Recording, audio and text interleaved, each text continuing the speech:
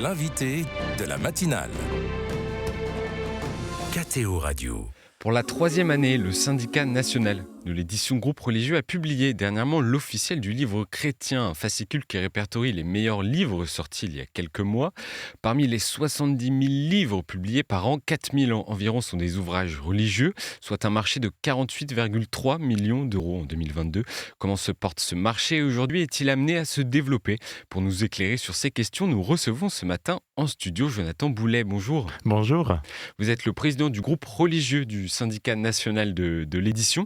Première question, pourquoi une telle initiative de l'officiel du livre chrétien? Qu'est-ce que c'est? Alors, c'est une initiative, à dire vrai, d'un libraire historiquement, qui a rassemblé le syndicat de librairies en littérature religieuse, représenté donc par actuellement Silo et Nantes, et puis le syndicat national de l'édition, le groupe religieux qui rassemble toutes les grandes maisons du secteur de l'édition, du religieux. Et l'objectif, c'est simplement que les gens qui s'intéressent à la littérature et qui sont en quête de Dieu, naviguer dans cet océan de nouveautés et de fonds.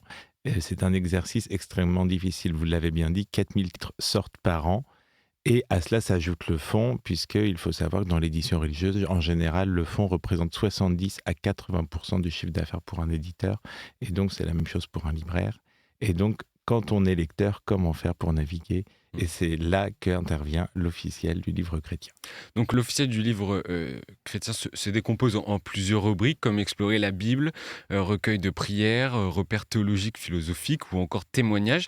Mais j'ai pas vu beaucoup d'essais ou de romans. Pour quelles raisons? Alors, il y a des essais. Ensuite, les essais, il y a beaucoup d'essais grand public qui sont encore dans les grandes maisons telles que Grasset ou Seuil et qui font pas encore partie de ce projet. On espère qu'avec le temps, elles en feront partie. Mais donc, c'est une question de patience. Et ensuite, j'espère que ces grands auteurs viendront également dans les maisons du secteur qui sont spécialisées sur le catholicisme, le protestantisme ou parfois les deux. Et pour le roman? Et pour le roman, alors il y a une belle créativité au niveau de la jeunesse. Au niveau de l'adulte, c'est un secteur qui est encore peu exploité. Deux raisons. C'est très difficile de trouver un public, puisque quand on lance un roman, il faut une capacité de communication et de marketing assez forte.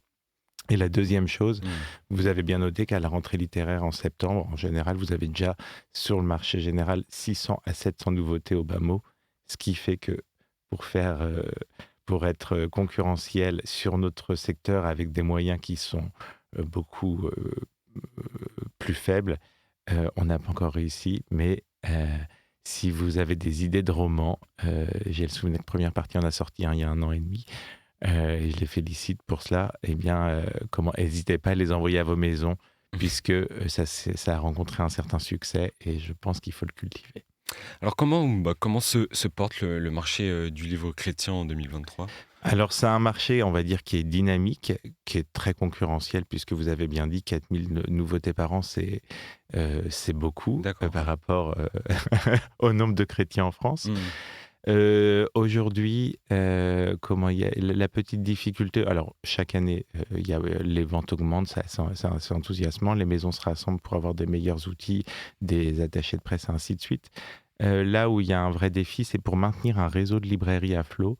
Et pour moi, qui est un enjeu majeur, puisque quelqu'un qui est en quête de Dieu va pas forcément oser entrer dans une église parce que la liturgie, soit il n'y a pas les codes sociologiques, soit il n'y a pas la connaissance de la liturgie. Et donc, il y a une petite barrière là qui est difficile à passer.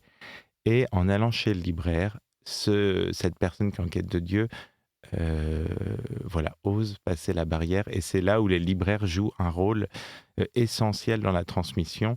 Et donc, pour moi, il y a un vrai enjeu majeur en ce moment, c'est d'aller en librairie physique, soutenir tous ces libraires qui, avec des très bas salaires, puisque les marges dans l'édition sont faibles, c'est des produits qui coûtent cher à produire, les livres, avec des faibles marges. Et donc, pour moi, je dis toujours, c'est des missionnaires, parce qu'ils consacrent leur vie à transmettre des textes qui sont là pour élever la foi et faire grandir chacun dans son chemin de vie. Mais comment rompre justement ces barrières? C'est pas évident, dit comme ça. Comment rompre ces barrières, c'est-à-dire avec le libraire ou? Oui, voilà, pour que les gens aillent Eh bien, c'est librairie. être militant. Là, par exemple, comment moi je vais chez mon libraire de quartier, libraire religieux, et au-delà d'acheter tous les livres qui vont nourrir ma foi, je vais en plus acheter les livres scolaires pour mes enfants. Je vais acheter Mmh. mes cadeaux de Noël parce qu'il faut savoir que dans une librairie religieuse, en général, vous avez bien sûr une offre très très large pour nourrir votre foi, mais en plus, vous pouvez leur permettre d'acheter tous les ouvrages de la vie courante, que voilà, les fourberies de Scapin pour votre fille en quatrième, ou je sais pas, le dernier Naruto pour Ouais, voilà, une offre qui n'est pas forcément, et religieuse. Ouais. religieuse, mais qui leur permet d'avoir un peu de marge pour réussir à se Mmh. verser des salaires corrects et continuer d'avoir ces librairies qui sont des piliers dans la transmission de la foi, dans la visibilité du christianisme dans notre pays. Il se dit souvent que la Bible reste le livre le plus vendu, au monde. Est-ce que ça se vérifie, encore aujourd'hui? C'est assez étonnant. Alors, au-delà du syndicat, je suis également le directeur de l'Alliance biblique française, qui fait partie de l'Alliance biblique universelle. Uniquement au sein de notre structure en France, c'est 150 000 Bibles vendues chaque année. À l'échelle mondiale, c'est 39 millions de Bibles Par an? par an. Et si j'ajoute les Nouveaux Testaments ou les Évangiles, c'est un demi-milliard chaque année qui est diffusé ou vendu. Et si j'ajoute en plus, par exemple pour la France, les autres éditeurs, c'est-à-dire la Pléiade, la Bible de Jérusalem, on va monter à 250 000 Bibles, voire 300 000 Bibles vendues chaque année. Et à partir de combien de ventes un éditeur, peut considérer qu'un ouvrage est un succès? Alors sur le secteur du religieux, on va dire par exemple pour un essai, quand on atteint 7000 exemplaires vendus, c'est un succès. Pour la jeunesse, ça va être à partir de 5000. C'est la voie, parce que ça, on sait c'est un peu les seuils pour couvrir les frais. Et puis après, quand on atteint 50 000 ou 100 000, je sais que Marion Muller-Collard passe souvent les 15, 20, 30 000. Mmh, À notre échelle, c'est des best-sellers, mais normalement, un best-seller, c'est au-delà de 100 000 exemplaires. d'accord. Comment, est-ce qu'on peut établir, une corrélation? Vous en avez parlé, en tout cas, commencer à en parler. Est-ce qu'on peut établir une corrélation entre le marché du livre et la place de la religion dans la société? Chaque année, le marché du livre augmente et c'est ça qui m'a marqué et qui m'a touché d'ailleurs. On entend souvent, et on peut le constater, hein, que parfois la pratique au quotidien est moins présente dans la vie des Français que par le passé. Et à l'inverse, les ventes de livres augmentent chaque année. Et en fait, c'est simplement que la pratique, et en particulier depuis la crise sanitaire, a changé. On voit beaucoup de gens en quête de Dieu qui nourrissent leur foi, pas forcément en ayant une pratique régulière, en allant à l'église tous les dimanches, par exemple, ou tous les Mmh. jours, mais qui vont au final soit se nourrir par des contenus en ligne, et tout cela accompagné par des livres. Et c'est touchant, enfin, c'est rassurant. Maintenant, pour moi, là, un des enjeux, c'est comment faire communauté avec tous ces gens qui, donc, on ne les côtoie pas forcément, et pourtant, on partage une foi commune, et comment pouvoir prier ensemble et se nourrir et s'encourager. Vous avez parlé des enjeux. Quels sont les enjeux justement pour les maisons d'édition chrétiennes comme Artege, Salvator ou Première Partie, vous en avez parlé, pour exister face aux grosses maisons généralistes comme Seuil ou Grasset qui, elles aussi, publient des ouvrages religieux? Eh bien, comment? Alors, bien sûr, il y a un enjeu éditorial. C'est la manière, voilà, avoir des éditeurs qui seront en capacité de travailler des textes de haute volée, puisque plus quelqu'un lit, plus son exigence est élevée. Et en particulier, en général, les gens qui lisent beaucoup, donc quand ils viennent en librairie, demandent un conseil extrêmement précis Hmm. et sophistiqué. Et là, les éditeurs doivent avoir des propositions diversifiées. Et ensuite, enfin, de haute volée. Ouais, Et ouais. ensuite, l'un des autres enjeux, c'est de réussir à développer des moyens pour pouvoir faire, quand il y a une sortie, une médiatisation correcte avec des attachés de presse dédiés pour chaque titre, et rendre visible un texte, un auteur, une idée. Hmm.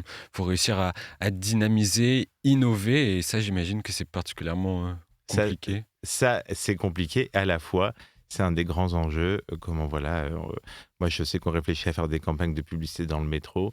Là, on va travailler avec une agence traditionnelle, enfin du marché général, pour visibiliser tous ces textes qui touchent à la fois les croyants et aussi tous les gens qui sont ouverts au christianisme. Justement, vous anticipez sur ma question suivante. Comment attirer de nouveaux lecteurs vers la littérature généraliste religieuse, d'autant plus des lecteurs qui ne sont pas forcément des fidèles ou des croyants? Eh ben, il y a 2 types d'approches et les 2 sont essentiels. Il y a une approche très classique où les gens veulent des enseignements classiques avec le catéchisme de l'Église catholique ou avec la théologie protestante en fonction des églises. Et puis ensuite, il y a tout un tas de textes où les gens sont en quête d'authenticité et